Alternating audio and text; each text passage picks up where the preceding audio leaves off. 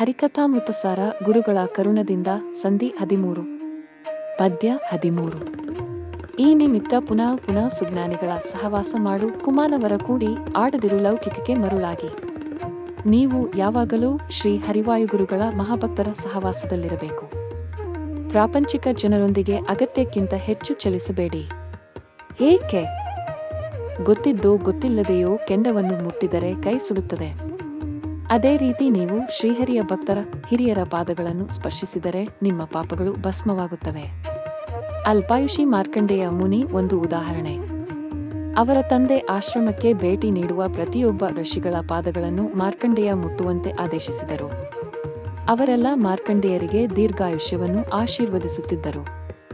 ಮಾರ್ಕಂಡೇಯ ಋಷಿಯು ಅತಿ ಹೆಚ್ಚು ಕಾಲ ಬದುಕಿದವರಲ್ಲಿ ಒಬ್ಬರಾದರು. ಶ್ರೀ ಮಧ್ವೇಶಾರ್ಪಣ.